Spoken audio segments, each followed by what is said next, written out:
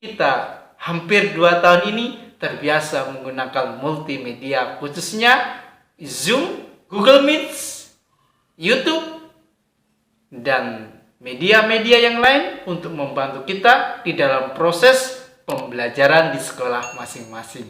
Ada dua pola, yaitu pola pertama menyangkut tempat mengajar. Pada masa lalu, belajar harus membutuhkan kehadiran guru dan peserta didik untuk berinteraksi. Sedangkan pada masa sekarang, teknologi multimedia belajar jarak jauh juga bisa dilakukan. Berjalan di tepi pantai, tertiup angin berhembus, sejukkan hati, damaikan diri, melihat dirimu, satu yang ku mau, takkan lagi ada selain diri. Assalamualaikum warahmatullahi wabarakatuh. Welcome back to channel DR Gusi MPD.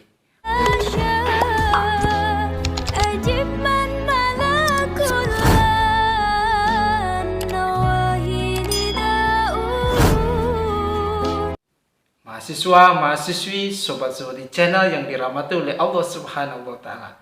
Di perkuliahan hari ini kita akan membahas tentang peran multimedia dalam diagnosis kesulitan belajar.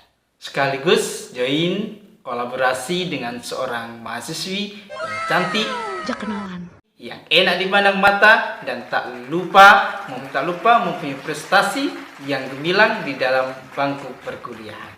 Bismillahirrahmanirrahim. Assalamualaikum warahmatullahi wabarakatuh. Perkenalkan, nama saya Nurgilan Hirtaliana Nurul.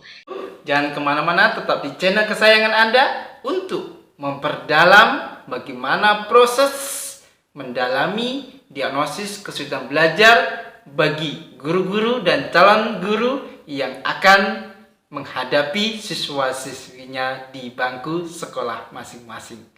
Itu jangan lupa beladak kelebihan rezeki, membeli buku saya yang simpel yang saya tulis sendiri yang diterbitkan oleh Farha Pustaka Jawa Barat, Sukabumi, Jawa Barat, untuk mempermudah bagi calon guru dan guru-guru yang sudah mengajar untuk mengatasi kesulitan belajar bagi siswa-siswinya. Untuk itu harganya sesuai dengan saku. Langsung kita ke materi. Cek cus.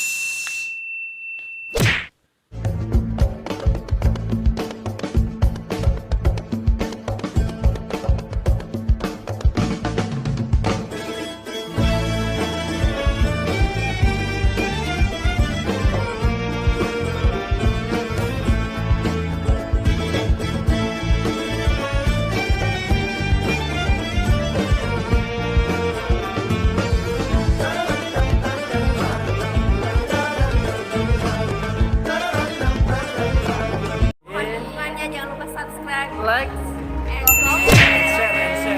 Jangan lupa share juga ya. Tekan tombol loncengnya. mahasiswa, mahasiswi, sobat di channel yang dirahmati oleh Allah Subhanahu wa Ta'ala. Ketika kita bicara multimedia, maka yang terbesit di kepala kita gaptek bagi guru-guru yang usianya di atas 50.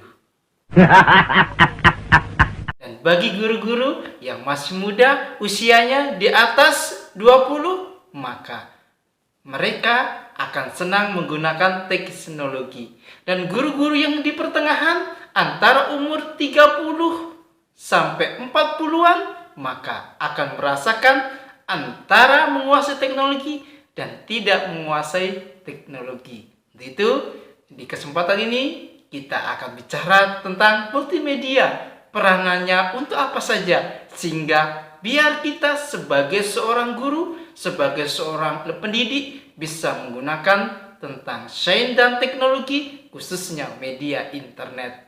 Iya.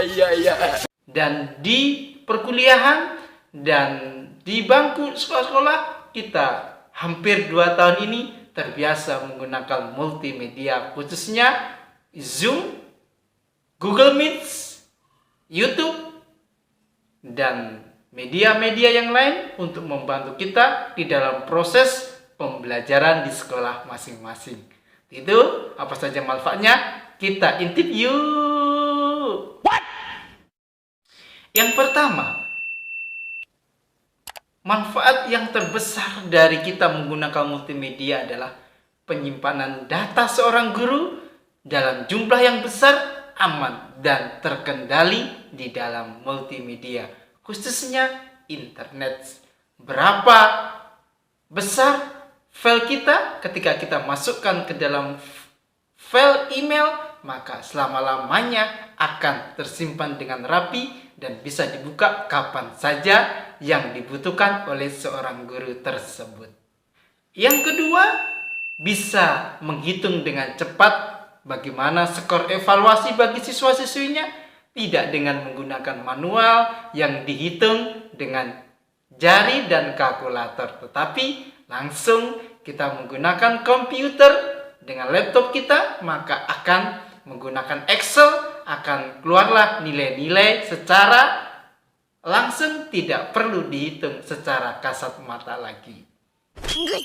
Yang ketiga, melakukan pekerjaan tidak berulang-ulang lagi karena filenya sudah tersimpan dengan rapi. Kita dengan mudah mengklik akan keluar dan akan menggantikan nilai-nilai evaluasi atau data-data yang lain dengan yang baru sesuai dengan kebutuhan kita. Dan data yang lama tetap tersave, tersimpan dengan rapi di laptop dan komputer kita.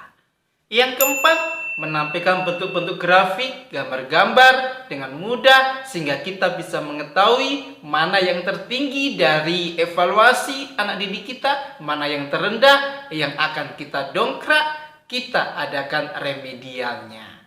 Dan yang terakhir adalah ketika kita membutuhkan data-data semuanya tersebut, maka tinggal kita mengklik saja akan keluar kembali tanpa kita melihat dokumen-dokumen yang ada di dalam lemari kita. Kelima hal tersebutlah yang menjadi peran dan manfaat yang menjadi manfaatnya ketika kita menguasai tentang multimedia.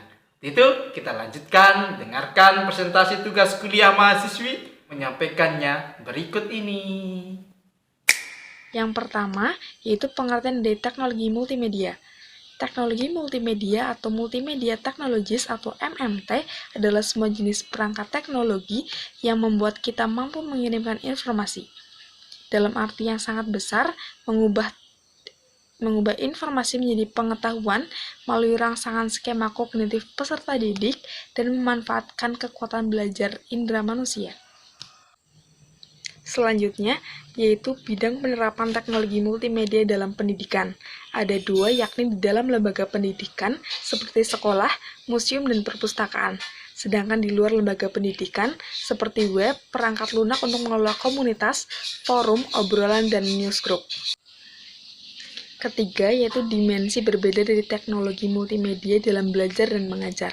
Ada dua pola, yaitu pola pertama menyangkut tempat mengajar. Pada masa lalu, belajar harus membutuhkan kehadiran guru dan peserta didik untuk berinteraksi. Sedangkan pada masa sekarang, teknologi multimedia belajar jarak jauh juga bisa dilakukan. Pola yang kedua, yaitu mengacu pada cara orang belajar. Mereka dapat berinteraksi. Interaksi ini mendorong proses belajar dan menghasilkan banyak pengetahuan dalam waktu singkat. Yang keempat adalah mengajar di tempat dan pengajaran jarak jauh. Ada dua pola, yaitu pola pertama menggunakan perangkat teknologi multimedia untuk pelajaran kelas tradisional.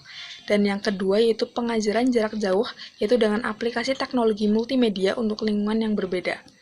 Yang kelima yaitu ada pembelajaran pasif dan interaktif.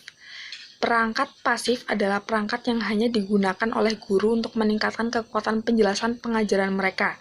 Sedangkan perangkat teknologi multimedia interaktif yaitu mengubah isi terkini sesuai dengan perilaku peserta didik. Selanjutnya yaitu proses pembelajaran e-learning. Teknologi multimedia membangun konteks untuk mensosialisasikan pengetahuan individu dan lebih untuk mempertimbangkan pengetahuan yang ada. Objek pembelajarannya adalah modul-modul pendidikan tunggal yang terpisah dengan tujuan dan target tertentu. dicirikan dengan metode dan konten pengajaran yang menumbuhkan perangkat tertentu juga. Kelebihan dari teknologi multimedia dalam pembelajaran yaitu yang pertama, mendapatkan informasi daring, yang kedua sebagai simulasi, yang ketiga sebagai literasi visual, yang keempat dapat menghemat biaya, dan yang kelima penyimpanan data massal. Yang terakhir, yakni kekurangan dari teknologi multimedia dalam pembelajaran, terkait masalah hak cipta, pengajaran dehumanisasi, serta privasi dan keamanan. Mahasiswa, mahasiswi, sobat-sobat di channel yang dimuliakan oleh Allah Subhanahu wa Ta'ala.